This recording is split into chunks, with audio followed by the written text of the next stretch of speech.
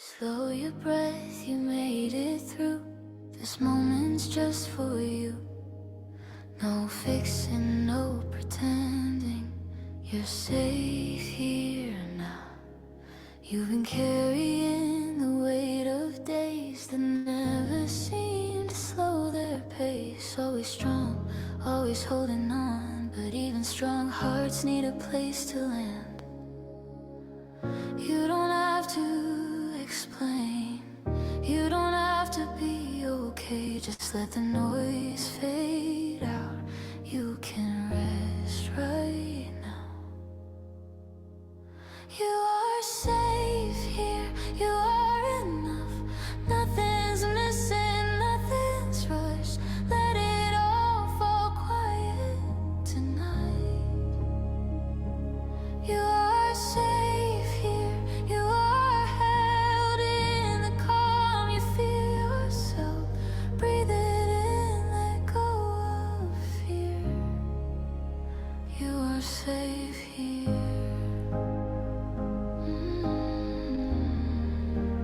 You are safe here.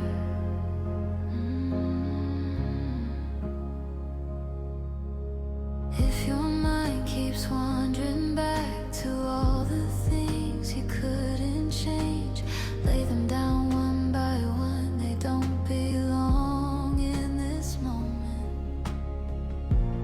There's no race to run, no one you have to become. Just feel your heartbeat slow. You're allowed to rest your soul. You are safe here. You are enough. Nothing's broken, nothing's lost. Let the world. Hello and welcome everyone to the Ivy Q&A session today. We'll take a few moments to ground, so full permission to have cameras off, pop cameras on, but I invite you to kind of step back or scoot back from your screen. If you have a window, maybe you take your gaze out the window, maybe you close your eyes. We'll pause here to just notice the breath, to become witness to the body.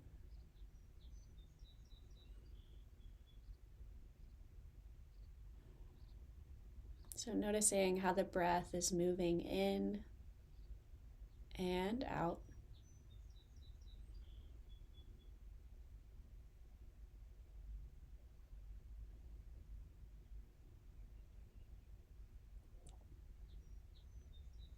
And then taking a moment here to do a quick body scan.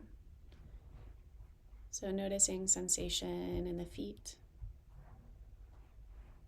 bringing awareness up through the legs, noticing sensation in the legs, noticing sensation in the hips, moving up to the upper part of the body, the belly, the back body, the chest, the shoulders. Noticing sensation in the arms, in the hands, and then bringing your awareness back up through the arms to the tops of the shoulders, the back of the heart space, the front of the heart space.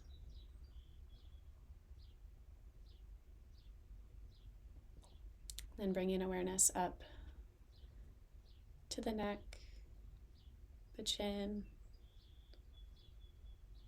the face, the sides of the head, the back of the head, and the crown of the head. And allowing your awareness from the crown of the head to expand over your entire being. Noticing sensation, sitting in the seat of the witness, and simply taking in information. Take a big breath in. Exhale, open the mouth, let it go. And now with that information, find what you need in this moment.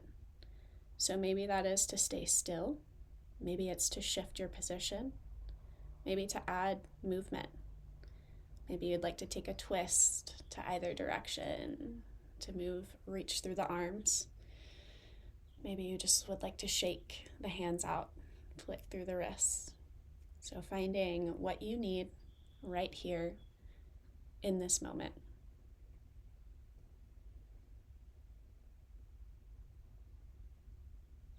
I'll share a reading to open here today, continuing to take movement, stillness, again, space for what you need right here, right now.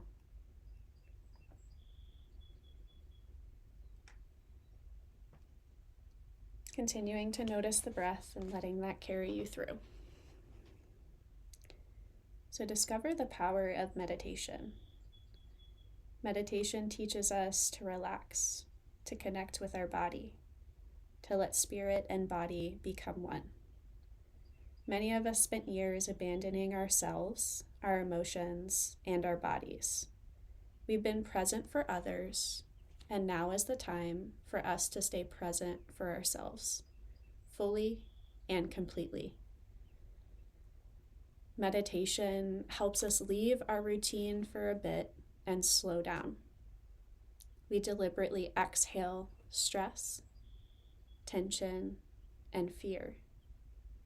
Then we inhale light, beauty, peace, and love. We slow our minds and slow our bodies until we reach that quiet place. Meditation can renew us and help us return and renew us to live our lives refreshed. Meditate, take time to inhale peace and exhale fear. Then take your meditation back to your life. Walk slowly, stay present for yourself, more fully and completely than ever before. You too can turn your life into a walking, waking, deliberate meditation.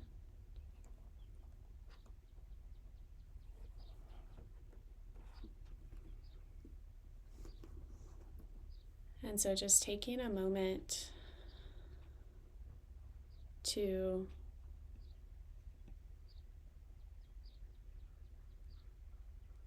breathe.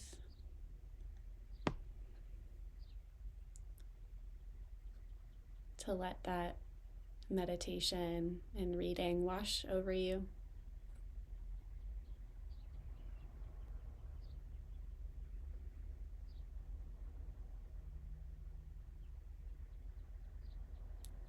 And then when you're ready, you can slowly start to re enter the space. Again, there is no time to rush, gently coming back. Maybe you blink your eyes a couple times, start to shift through the body, maybe shake the hands out. So, thank you guys for sharing space in that meditation.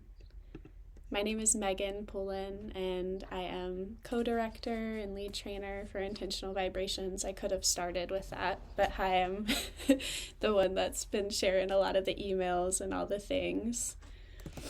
So, yeah, I'll pass it over to Samantha. Hey, Savannah.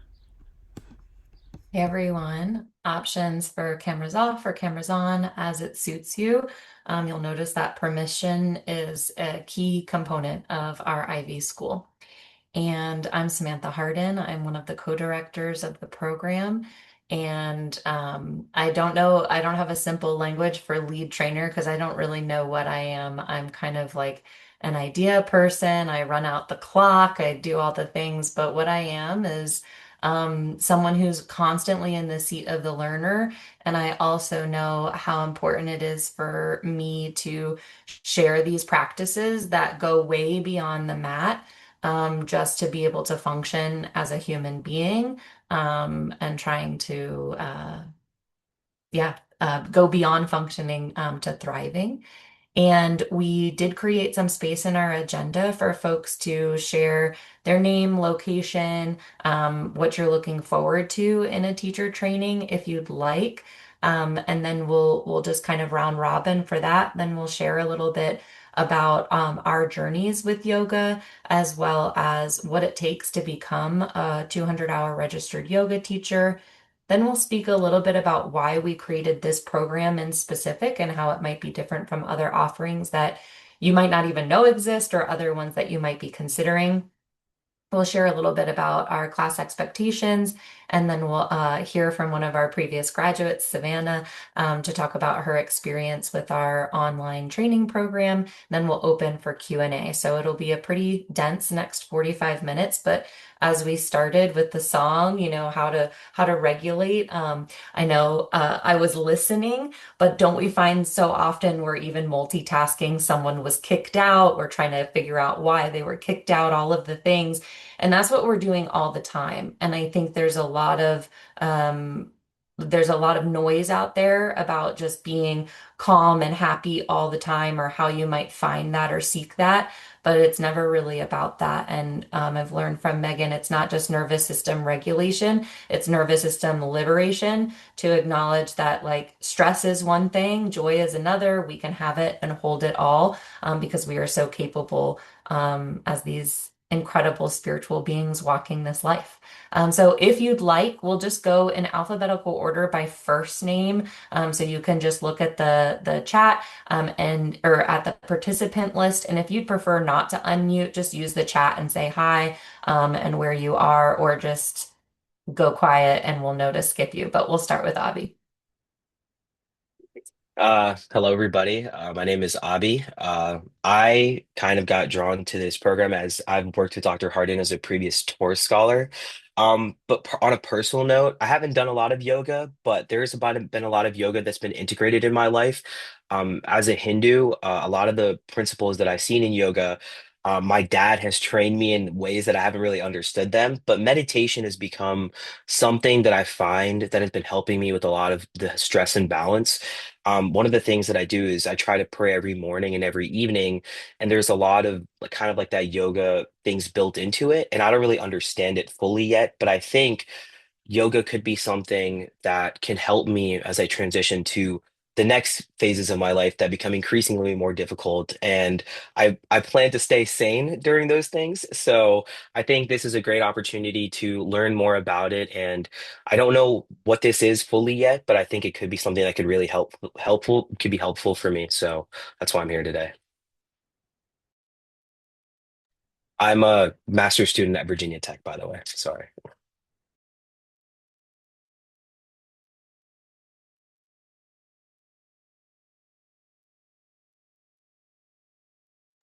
Thanks, Avi. Deborah, you are up. And then it'll be JT, then Jessica. Or we can popcorn, we can do group consensus. What makes it easier?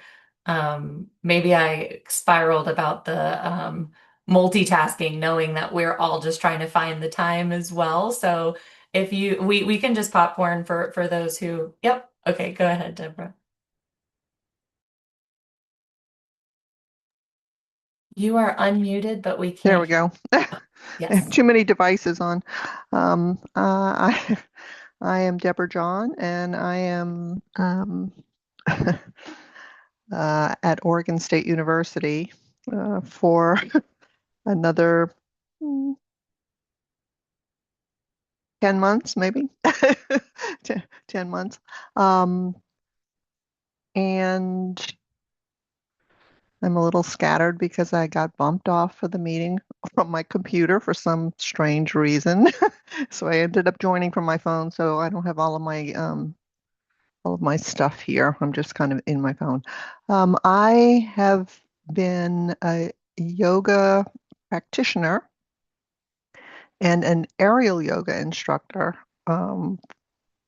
a practitioner for longer than an aerial instructor, but an aerial instructor for about almost 10 years now. And as I am transitioning away from my faculty position, and that included an appointment with Extension as a healthy aging and age-friendly ecosystems specialist for the state.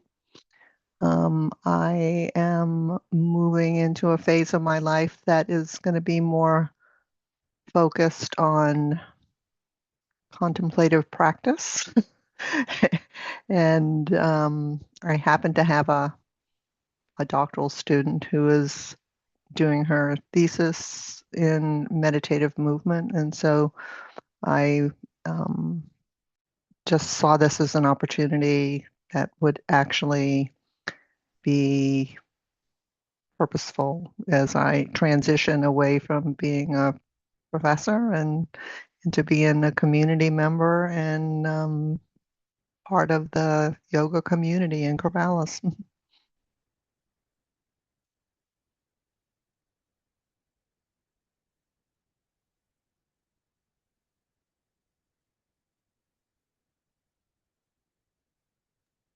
Thanks, Deborah. JT. Hi, my name is Jennifer, but everyone calls me JT. I'm a senior majoring in English literature and technical writing, so I'm a double major. I previously studied abroad with Dr. Hardin at Costa Rica, and it was one of the best experience in my life. I always look back on it, and I'm so grateful for the opportunity. And I still miss it. I miss it every single day. Um, but the reason why I wanted to participate in this or learn more about this opportunity is because I know as a senior, I'm getting, post-graduation, and I've been thinking about a lot about my future, and I've been feeling a little lost about it and like where I want to be job-wise. But the one thing I've always been very confident in and settled in with is like my love and passion for working out and also just being in tune with my body and my mental health. And I just saw this opportunity as something that I could relate with and really enjoy.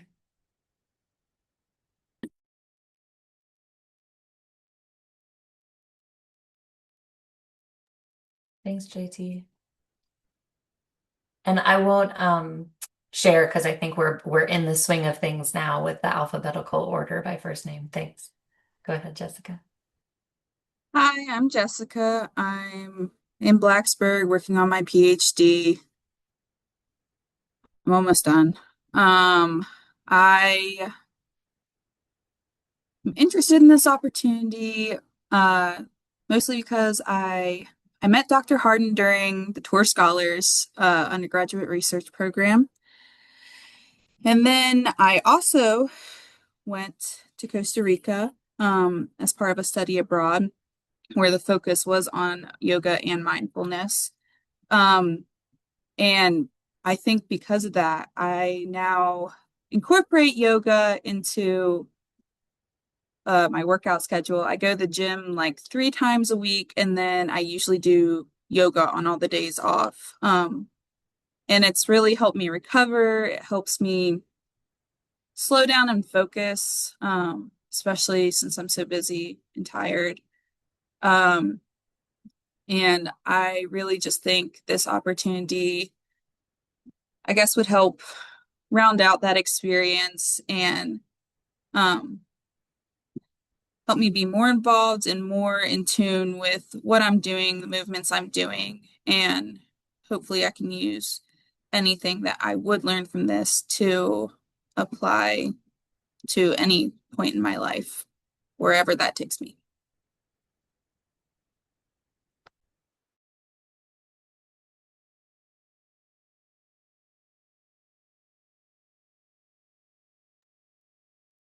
I can do the alphabet correctly. I think I'm next. I'm Lauren Toll. I had some technical problems joining earlier. It turns out a different computer was what I needed to do and a different email. I'm glad to join you all today. I'm a clinical psychologist and faculty with the University of Colorado, Denver, kind of Anschutz Medical Campus. And this program was told to me about from a colleague, a physician colleague who completed it. It sounds like did some of the retreats in Costa Rica as well. And I think for me, the burnout in healthcare is real. And that's, felt kind of a lot in the last year. And there's pressures and things that have kind of impacted well-being for our crew. And something I've always thought about is incorporating yoga into the work that I do with patients. There's so much kind of, I think, healing and just feeling present in your body that can be helpful in kind of processing emotions and returning to kind of homeostasis, I feel like. So I'm looking for opportunities to see how I can incorporate this into my own personal life and also potentially professional life.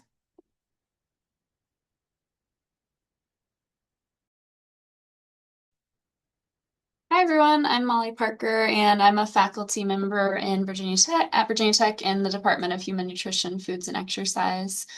I learned about this program through Samantha and I have been practicing yoga consistently for a few years now, and I found it to be a really meaningful practice for me and as I started my current position.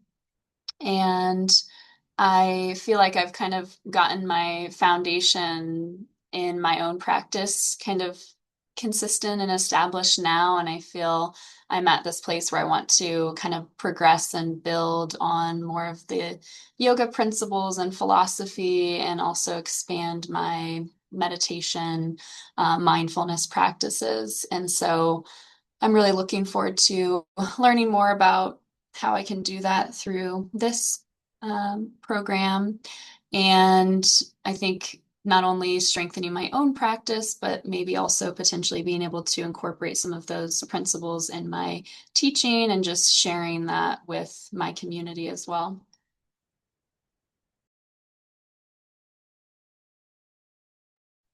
Good morning, everyone. I'm Noah. I graduated last year from Virginia Tech with a major in human development, and I'm continuing here in Blacksburg, doing my master's in clinical school counseling. My senior capstone was leading some mindfulness and restorative based yoga practices. So um, that's my actual kind of introduction to stuff like that. But the journal prompt really brought me to like it's the people that brought me to yoga more than like the actual practice. Like they're just so welcoming and infectious. Sorry, I'm in a school right now.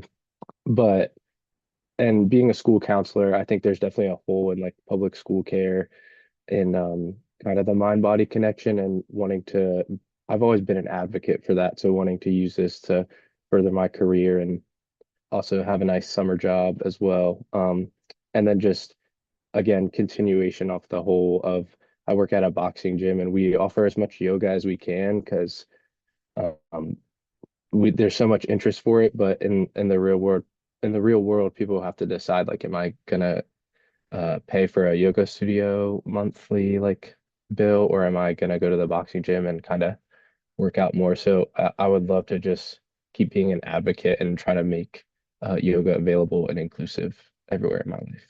Thank you. Just keeping with the alphabet. Hi, I'm Savannah. I went through the first Ivy cohort last year. I graduated in December with Megan and Samantha. It was an amazing journey, and I will speak more later. So I'll just go ahead and pass it on.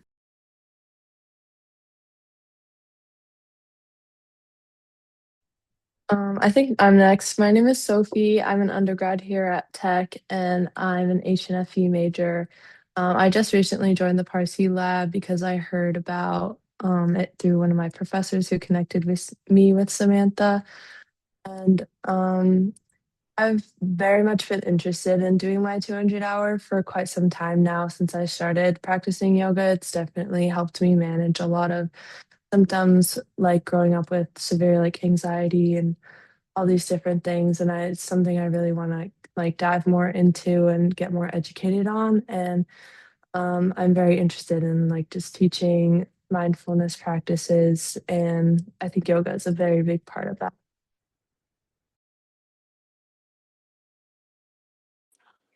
Hey, good morning, y'all. Tracy Mallard. I'm based out of Central Virginia, Lynchburg, and I'm between jobs right now. But Monday I start working with a wildfire nonprofit based out of California. And I've been on my yoga journey for the last couple of years, and I started it really as like a workout.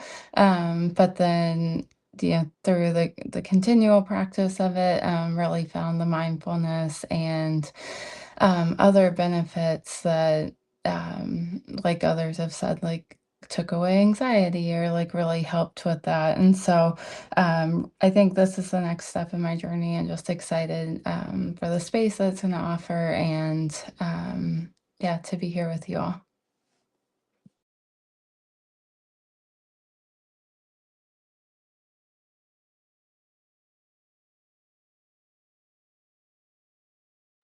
Thank you all so much. I realize that Megan is usually the driver of all things technology. And so I appreciate that a lot of folks were sharing about being at this cusp of change and, what's next, maybe career-wise or life stage, or even just the burnout in the career or stage that you're currently in. And so amen to that. And that's part of why we're here. And I realized that I took the screen share off when I was sharing the agenda so our visual learners just kind of repeating our agenda components just to contextualize. We just wrapped our group introductions and then we'll move through testimonials and then briefly talk a little bit about the journey and hear from Savannah, talk about the schedule. I know as much as we want to be mindful and in flow, we still have to live within the parameters of understanding our calendar and our capacity. So that's really what today is about, just time to be with others. I hope whether you join the program or not, you heard a little bit about yourself and your journey from the other shares. And I think the more time we create space for that collective wisdom and collective venting, we realize we're not alone. And you could also hear from the different phases and stages of career. So there's opportunities to learn from each other, and it's not just about the yoga. And so yoga is flow and stillness. So all of the time that I try to stick to the agenda, there's always opportunity for positive deviation, for holding space for whatever's needed. But the root of yoga is yuj, which is union with self, with others, and with your version of a higher power, which might be part of a religion, but it might also be just making space to connect, making time for stillness. And we'll talk a bit about, your spiritual journey, that may or may not be related to religion, but maybe time in nature or even just time journaling. And I think Deborah used that great term of contemplative practices, and yoga is one of many. And so I'll turn it over to Megan to share a bit about her yoga journey, which obviously this is a huge idea, and we're giving ourselves 2 minutes each. So, there's always going to be things that we don't share, but we'll give the opportunity to share just a little bit to contextualize ourselves and our credentials.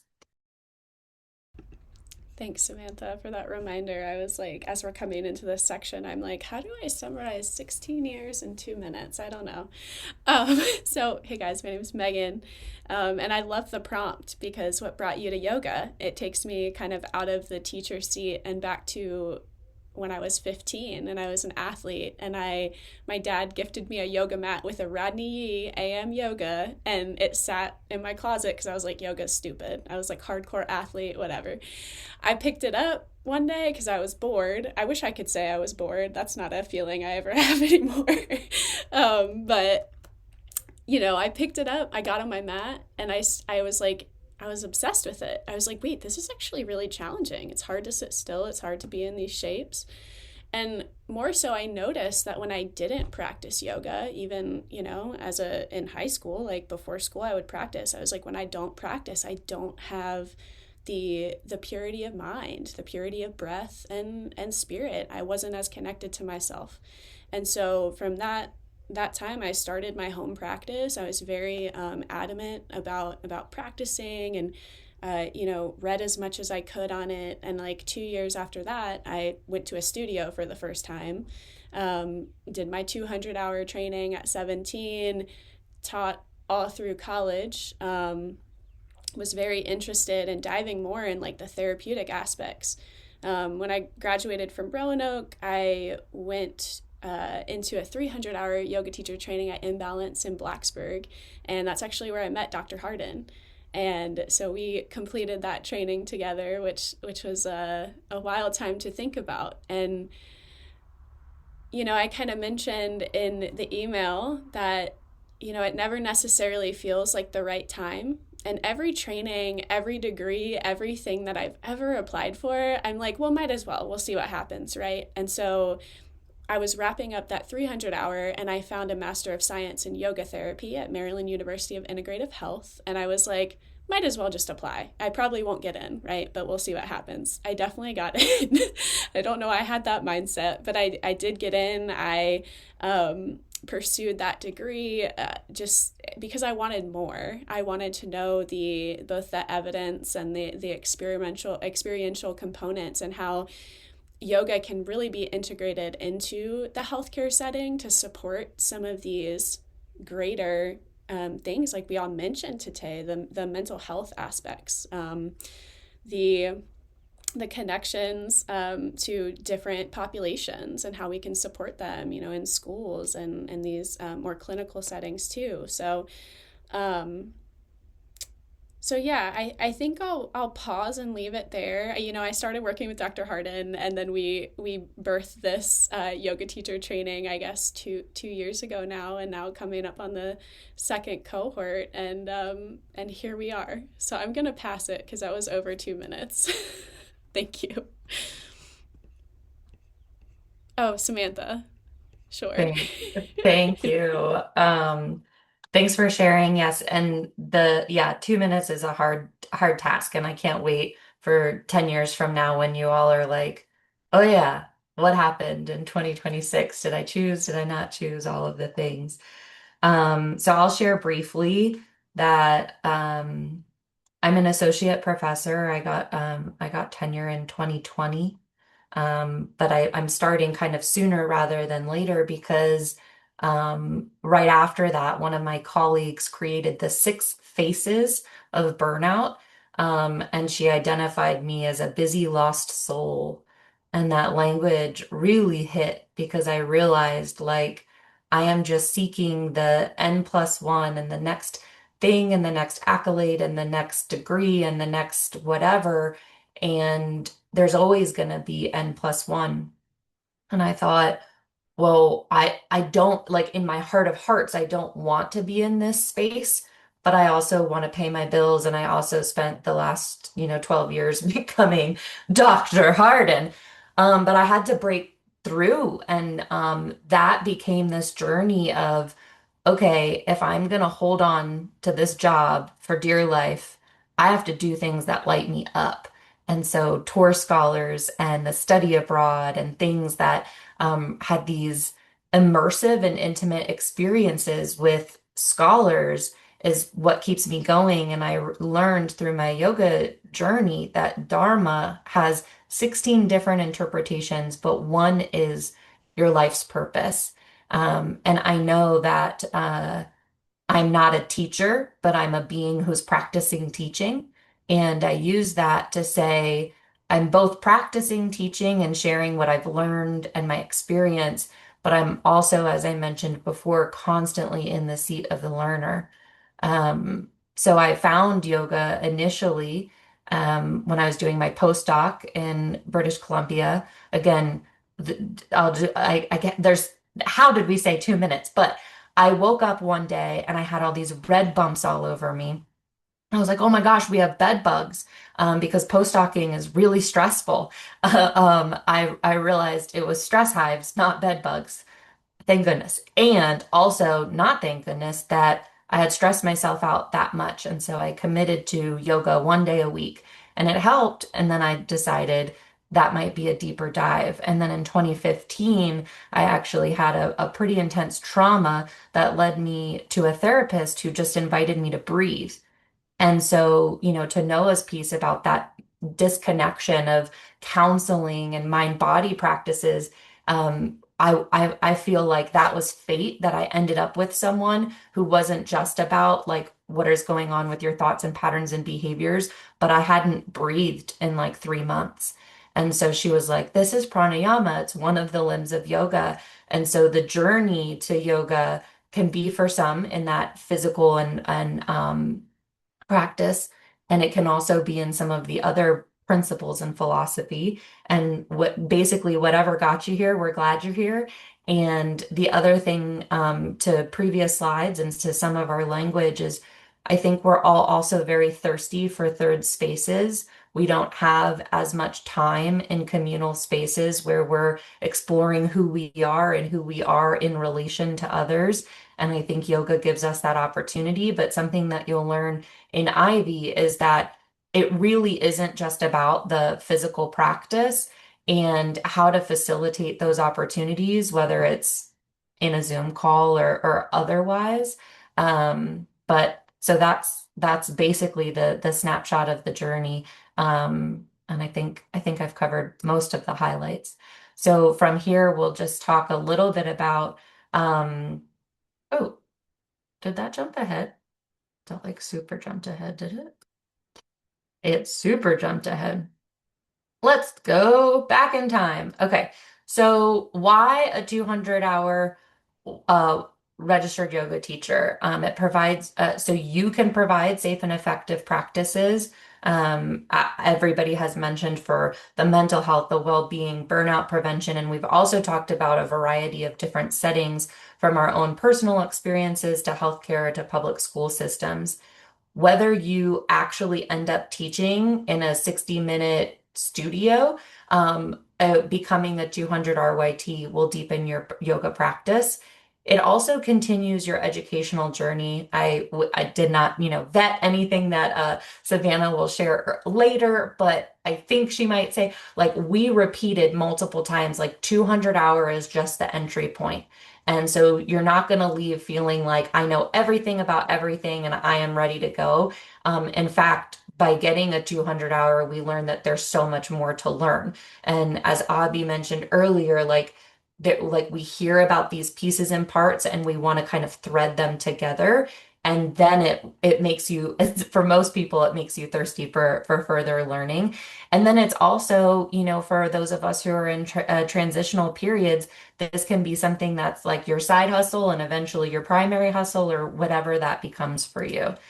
And so a 200-hour registered yoga teacher, you become that by successfully completing your 200-hour through a registered yoga school, which Ivy is. So Megan mentioned we birthed this program over 2 years ago, but we've only gone through one cohort because you have to submit your entire curriculum, all of the content to Yoga Alliance for a review to then become a registered yoga school. Once you do the 200 hours with a registered yoga school, you can then apply to be a registered yoga teacher on Yoga Alliance. You get listed on a registry. If you teach in a specific place, people can find you through searching that, etc. So the path of becoming a registered yoga teacher includes the foundational track. You get the certificate, you apply for the credential, and then you can, this says beginning February 2020, so obviously we've adhered to that. There's also ethical commitments for your scope of practice, code of conduct, and equity in yoga. And we'll talk about those obviously if, when and if you commit, and happy to answer any further questions during the Q&A portion. But really, it's helpful for us to know, you know, when someone comes into your class and says, I have this certain symptom or condition, etc., we stay within our scope of practice of what we've actually been taught or know, and how we can provide yoga practices, but not necessarily any type of diagnosis or treatment with just the RYT 200. So I know many of us have other credentialing, so that will help you blend, but you'll be able to speak to that kind of code of conduct, the ethics, and the scope of practice. And then maybe eventually you would like to pursue a 300-hour. So you do a 200-hour with one school all together and a 300-hour with one school all together. That makes you a 500-hour. You're also required to do 75 hours of continuing education every 3 years, but that doesn't count. You can't do like 300 hours of continuing ed and that equals 300. They are just complementary or supplemental to that. You might also see in folks' email signatures or otherwise the ERYT designation. That means you have taught at least 1,000 hours at that designation. So if you get a 500-hour and you teach for 1,000 hours, you're an ERYT 500, etc. So those are some of the designations and some of the language behind it and how you get there. And so I've mentioned Yoga Alliance multiple times for those who are not as familiar. It is a nonprofit that sets the national standards for the ethical and educational framework for yoga teachers. Again, it's a registry. It's not a credential, but because of the rigor and the review, it is our best option for ensuring that these practices, no matter where they're offered, align with some of these standards and credentialing, but we can talk more about that later. But it is a registered yoga teacher, not a certified yoga teacher. And sometimes people conflate those terms. So just wanted to be clear on that. And then this, well, I'll turn it over to Megan for what is Intentional Vibrations Yoga School. Sure. So I know we've shared a lot of info in emails, but we'll kind of try to summarize here. So it's a 200-hour yoga teacher training offered virtually nationwide by Parsi Lab. So really, when we were birthing this training, we wanted to root it in the historical roots as well as supporting it with evidence, but really blending our sessions with experiential learning, a lot of practice, and a lot of teaching throughout as well.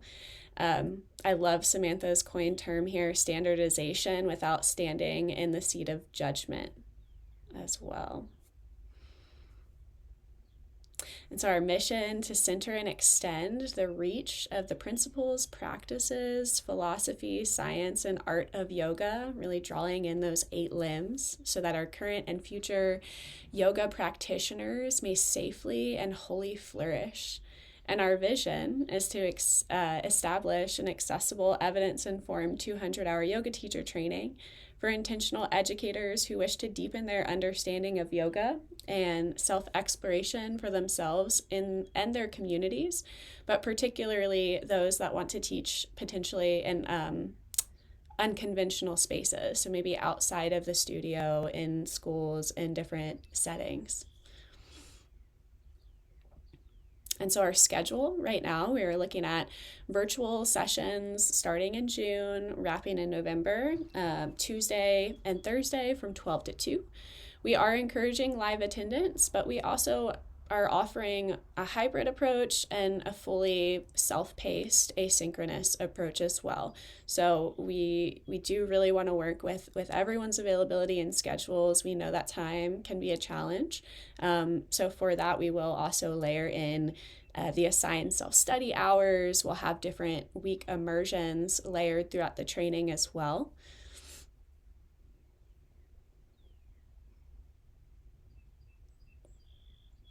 And then the expectations. So kind of as we mentioned today, permission for cameras on and off particular points of teaching and sharing. It is helpful to have cameras on. We'll talk more about space for movement and camera angles, which is definitely a setup that we want to work on for teaching so that we can see bodies and all the things.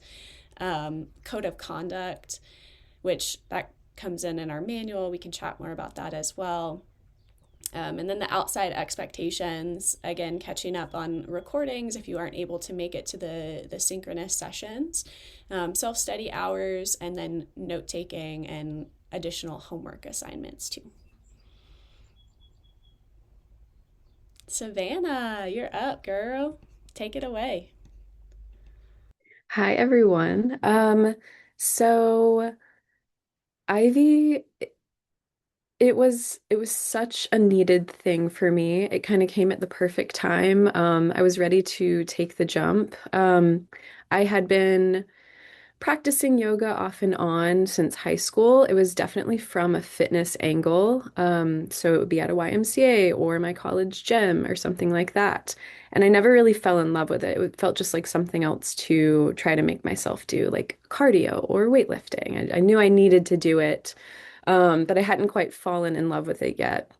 So in 2022, actually, I was going through a lot of life changes, and I was at like a downtown Winston-Salem, North Carolina, which is where I live, harvest dinner. And I just happened to sit next to somebody, and we got along super well. And she invited me to her yoga classes. So I started practicing with her.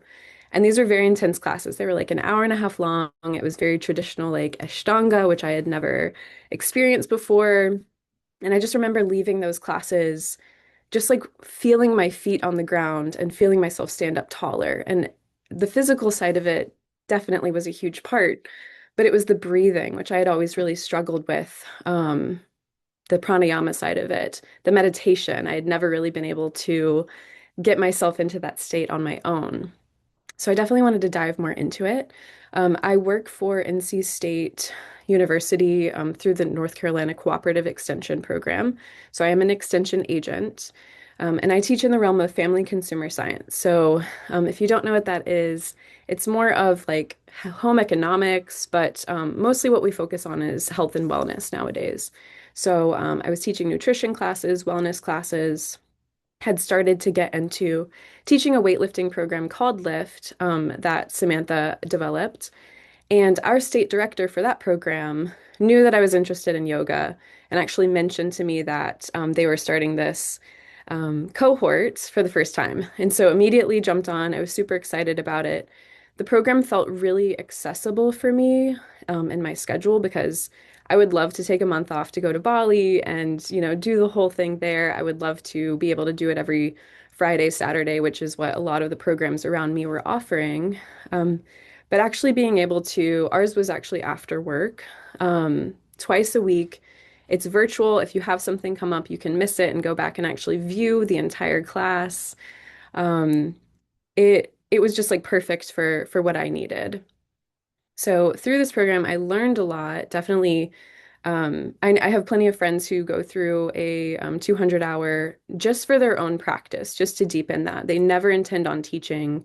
And I think that's a perfectly fine thing to do. For this program, a lot of us, there were people from multiple different states, a lot from Virginia, but we had people like all the way from Canada and Colorado. And so it was really fun to hear all of our different backgrounds. We had doctors, we had nurses, we had plenty of extension agents as well. And the program, you're going to learn a lot. It was really nice for me to have that consistency. So I know twice a week, this is exactly what I'm going to do. I actually have that space on my calendar for myself and for that practice. We always started with the grounding, which was really helpful, especially if you're doing a lot of things online. But I think my favorite thing of the whole program is that you're allowed to show up as a human. We, you know, wherever you're at in your life, you can access this program. And that was really important for me because I teach a variety of people in different communities. So I want to be able to also offer that to them when I'm teaching. So we graduated, we did like a week-long immersive. I don't know if y'all are planning on doing that. But after that, we became certified. And it was a lot of fun, and I knew that if I hesitated on teaching, which was my ultimate goal with this program, that it would take me a long time to get into it until I felt perfectly ready. So I knew I just needed to jump right into it. So I set my calendar. I'm teaching once a week now, every single week at my office. And I just set it for the first week of January, and I was like, I'm going to jump into it. And of course, it's nerve-wracking in the beginning, but we have the tools that we learned from this class and lots of practice, either with each other or in the class as a whole. We also did recordings so that we could kind of like critique each other in ways, we call them glows and grows. So it's a really nice sort of way to help each other improve and also just kind of celebrate what our strengths are. Because again, everyone in our class was so different and had so many different strengths. And it was really fun to see people figure out what they wanted to teach because some classes that you love to take are not necessarily the classes that you want to teach. So you can kind of discover all of that throughout this whole journey. So yeah, I'm still teaching once a week. It's really fun. I really love focusing more so on the whole person rather than just the nutrition side of it, which of course I love. But it's great to get really into it and like hold crow pose for 30 seconds and all of these things and reach these milestones. But at the end of the day, if I can sit with somebody who just hasn't taken a deep breath in years and can talk them through that, give them a moment where they can just kind of leave everything at the door and sit in this classroom with me. And I tell people, I don't even care if you like lay down and take a nap, like it doesn't matter. You're carving out the space for you. And I've heard a lot of good things from the people who've been taking my classes, just in the space that they're not taking the space for themselves. They're not moving their bodies. A lot of them are office workers who haven't really implemented a lot of exercise. So I'm able to really tailor these classes for, kind of anybody who walks through the door. So that's why this program was great for me. And yeah, I don't know if you wanted to do questions at the end or add anything else, but yeah. Thank you so much for hitting on so many key points. And yes, we are open for questions. Uh, the only thing else we were going to talk about is finances, which we can talk about. I think everybody already knows the cost and some of the options. Well, I'll briefly just say, as Savannah highlighted, like we're trying to make it fit within a different approach rather than these immersive weekend long or 1 month in Bali, because I would love that as well. But sometimes we just don't have that stacked time. So we were trying to fit it in like a class like that we're used to. But yoga teacher trainings are usually somewhere between $2,300 and $3,400. And it is because there is quite a bit of work that goes into the content, vetting of the content, creating the content, administrative tasks, and the live time that it takes. Where possible, we hope that you can use professional development funds or apply for them within many different organizations that you're a part of. But we also don't want finances to be that one thing that keeps you from joining. So please do have a one-on-one conversation with us because we're happy to talk through multiple options. But yes, we are open now for any questions for Megan, myself, or Savannah, and I'll stop sharing screen so we're little squares on the big screen.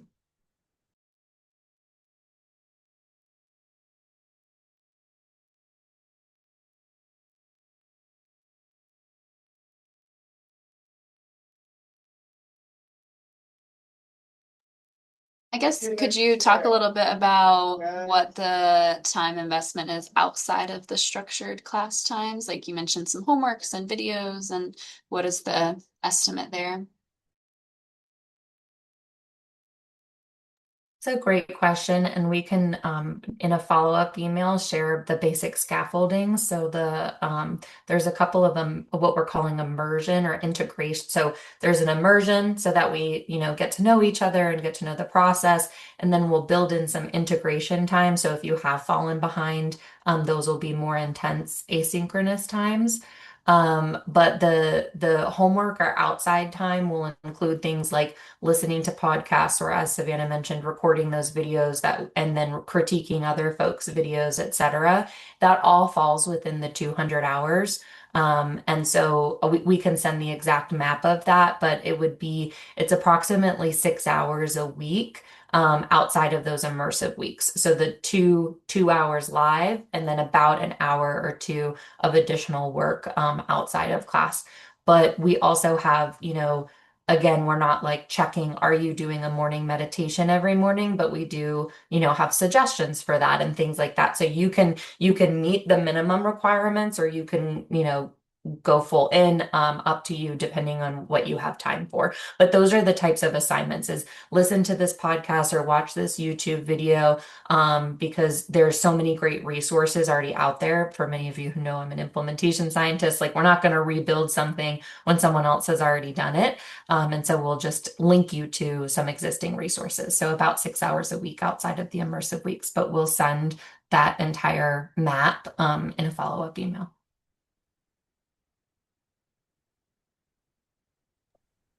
My question is about like the hybrid option going from June to August, like kind of having a similar schedule and then like switching to like the academic calendar, like having to probably those last 3 months switch to the one or twice a month in person kind of option. Is that normally something that, because it seems like you guys are providing content every week, there's not really an ability to like front load stuff. You just switch back to like the asynchronous option a little bit. Does that make sense? Feels like Megan's about to unmute. Yeah, I can share a little on that. I think as far as like how it would be laid out with the course content, yes, but we will be recording as we go. So as far as like the actual recordings, we will give you access to like this cohorts versus like sharing last cohorts conversations and everything, just for like continuity with the group. Does that answer? Yeah, yeah. Thank you. Okay. Mm-hmm. I just have a quick question. I'm not sure if I'm like on the email chain, so I was just wondering if I could be added to that. Yes, of course, Sophie. I have you on there. I should have you on there now. Okay, thank you so much. Yes. Dr. Harden, oh, sorry. Oh, go ahead. Go ahead. Okay. One of the questions I wanted to ask was a little bit, if you could explain a little bit more about the integration time, because I know this is more personal on my timeline. I know from June to August, like I'll be great about following up with this. It's just that I'm starting, like you said, I'm in that transition period of starting a new program and stuff like that. So I don't know if I'll be. I think falling behind is something that might be in my future if I were to do this. So I kind of want to understand a little bit more what that falling behind looks like. How do you get back on track? And I want to understand if that's something that is possible. That like, or how does that look? Is kind of what I wanted to know more about. Yeah, thanks for that deeper dive. And I think leads into Noah's question as well. So I think we'll all have a little bit more time in the off season, if you will. So the integration time, so it's not a one-time thing. It's like so everything is based on modules. So once we finish a module, we give an integration week. So if you didn't have time for that podcast or that YouTube video or a competency check or whatever, there's time for you to catch up. Now, that being said, it seems like a lot of us might be able to really stay on top of that by August. But one of the things about co-creating for this specific cohort, because Noah, as soon as you said, could we front load? Like there could be possibility that we record some things so that you could front load if you have more time. So that's something that we can consider. Everything is flexible, especially if, because we have quite a few folks who weren't able to join us live, which then again reiterates to us like it'll be very rare that we can get 15 people together at the same time twice a week for an entire 6-month period. And so what we found is, people will watch a live recording later, but sometimes it's like, well, where do you find that 2 hours if you miss that 2 hours? So that integration period allows you to catch up with that.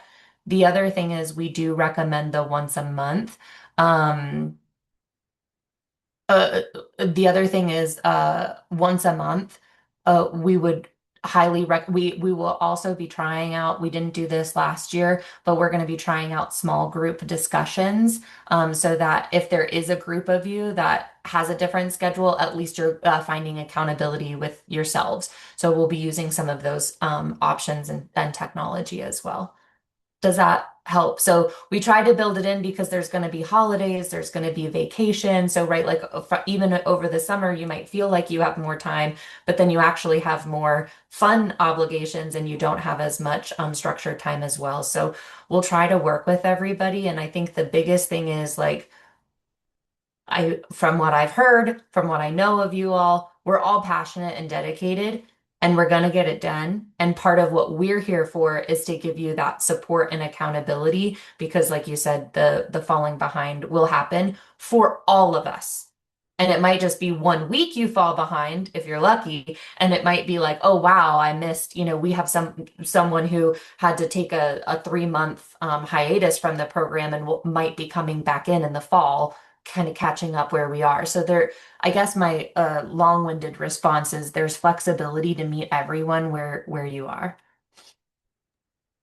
That's actually so great to hear. Just to follow up, so the monthly in person, like, because I read that on the slide, is that 1 month thing? Is that like when you say the group, is that like an online group discussion or something like that? If you can just give me a little more detail about that, that'd be good too. Yes, sorry. We will go through and glean for anywhere where it says in person. We mean synchronous, face to face, all on Zoom.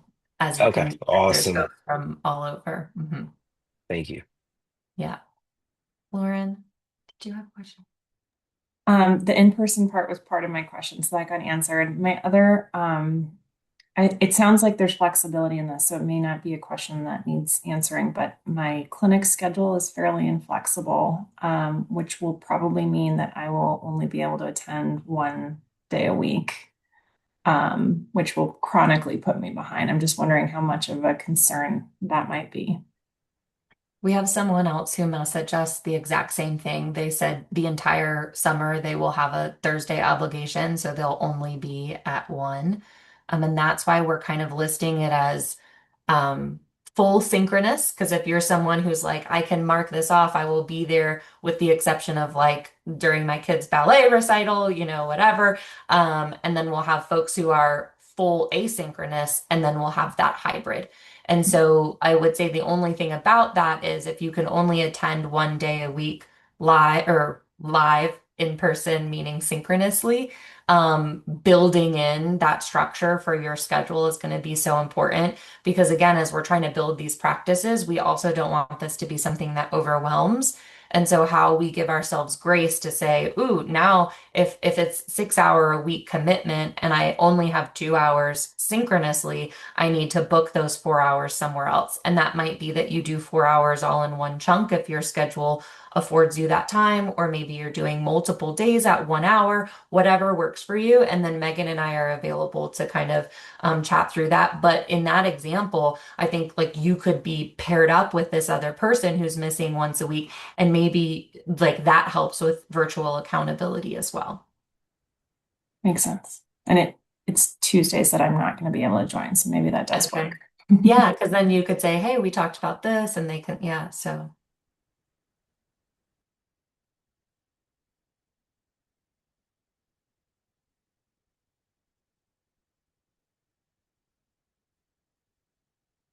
I know we're just over the top of the hour. We're happy to stay back if you have any more questions. We're also happy to receive them via email, or if you want to pop them in the chat. If you're no longer able to unmute, we want to give a moment for pause.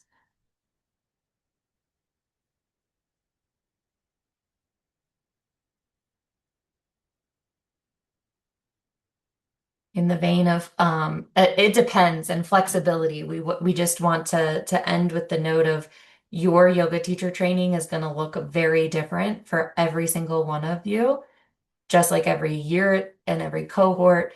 And that's the practice of letting go of perfection, because yoga teacher training is for everybody, just like yoga can be for everybody. And how do you give yourself grace to say, well, this doesn't work with my schedule, but how can I take the pieces and parts that do align, and pivot where it doesn't? So, if you have any other questions as you decide, one of the reasons we're not starting immediately after the semester ends, and I know not everyone is on the 9-month academic calendar, but just sharing, we wanted to give that space for transition as well. So that was one of the reasons for that. But we're also open for any feedback.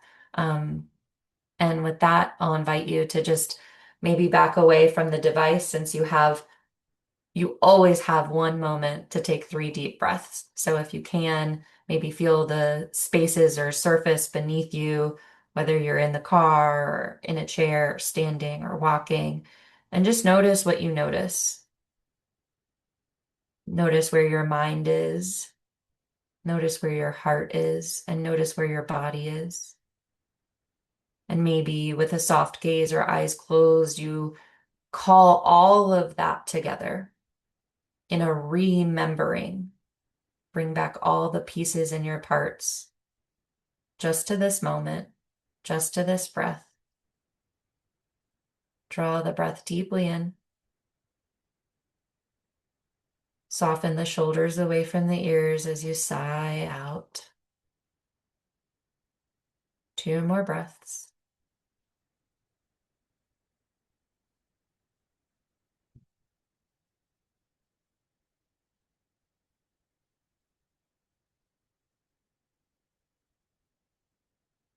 And when you're ready, if your eyes are closed, gently flutter them open, taking back in the colors and textures and sensations, and remembering that these practices go with you wherever you are. Just like we need food nourishment throughout the day, take your spiritual nourishment wherever you can get it. And thank you so much for being here. I'll turn it back to Megan if she has any closing statements. Yeah, just thank you all for joining and holding space for everyone today. Thank you. Thank you.